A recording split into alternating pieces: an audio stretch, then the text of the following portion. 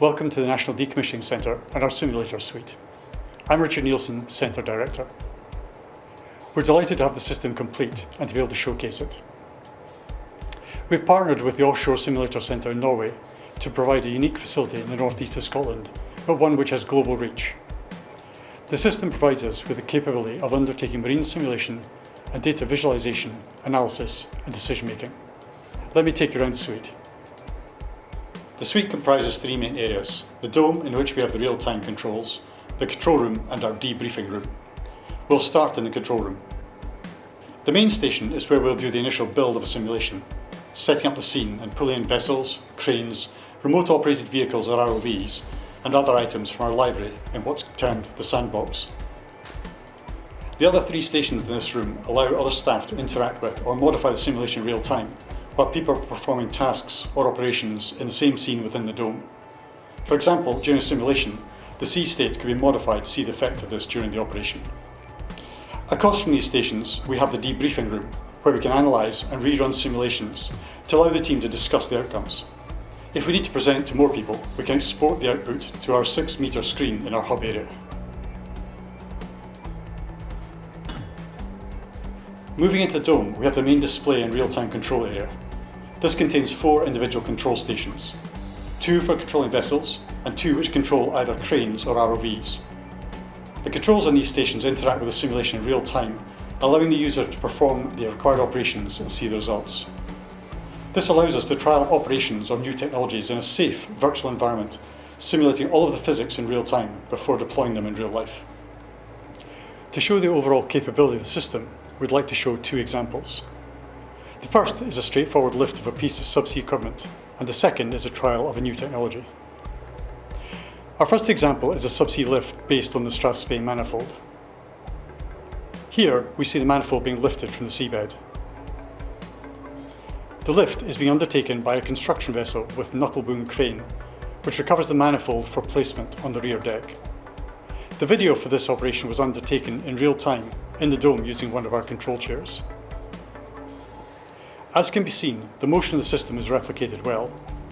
Here we can see the manifold swinging as it comes through the splash zone, and later when the movement of the crane is started and stopped. In this simulation, the manifold is landed on the deck of the vessel. This is difficult given the space constraints. To show the flexibility of the system, we can rerun the simulation but introduce a barge to show how the operation would change if the manifold were to be loaded onto a barge instead of the back of the vessel itself. In this clip, the manifold is already out of the water and we now pull in a barge from the library or sandbox. This is done in real time. Once the barge is loaded into the simulation, we can position it alongside the lift vessel. We can then add a tug to pull the barge and add in the cables for towing. The operation continues and the manifold is lowered onto the barge. Finally, once the lifting cables are removed, we can move the barge away with the tug. We've partnered with Axelos to enhance the simulations by linking them to fast finite element analysis. We've used the manifold as an exemplar and have started the process of interfacing the 2 systems. Our second example is a trial of new technology, ACOS IP's ambient linear system, being used to remove a segment of conductor and move it to a basket on the seafloor and then recover it to a vessel. The simulation starts with the conductor being disconnected from the jacket and the weight being taken by the ambient linear buoyancy system. The ROV is then manoeuvred out of the jacket. It then transits to an underwater basket, which is used to recover the conductor segments. The ROV comes in and engages with the basket and lowers the conductor segment while the buoyancy in the ambient linear unit is adjusted to maintain the required trim. The basket is then recovered to surface and loaded onto the vessel for shipment to shore. I mentioned earlier that as well as marine simulation, we can use the simulator as a tool to visualise datasets and model the interactions between them to allow us to make better decisions.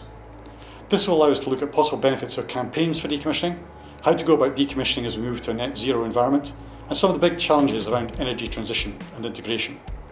Our priority project, which we've called Smart Basin, is to build a virtual model of the entire North Sea. Our aim is to map all the offshore assets, including oil and gas and renewables. For this, we'll draw on data from databases like the Oil and Gas Authority's National Data Repository. Once these are in place, we can overlay data, including likely cessation of production dates for oil and gas assets, dates when renewable power will come online and the scale of these resources, possible carbon capture and storage systems, etc. We'll then be able to model the interaction between these and help stakeholders and decision makers in assessing the best options.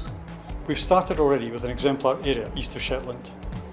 This region is of interest as there is the possibility of optimising decommissioning and look at interactions with the Norwegian sector. We'll then expand to southern North Sea, which is interesting because of the proximity between ageing oil and gas assets and renewable energy sources, and the possibility of repurposing of some of the oil and gas assets to renewable hubs. We've started collecting data about the assets to initiate the build. To demonstrate the possibilities on a more accessible scale, we've built a model of Aberdeen and are starting to collect data which can be superimposed on it. Our first piece of work around this will be a collaborative study with the City Council and the Aberdeen Harbour Board of any changes in traffic flow caused by the new south basin of the harbour and the effects of different link roads. We hope this has been of interest and we look forward to discussing projects with you.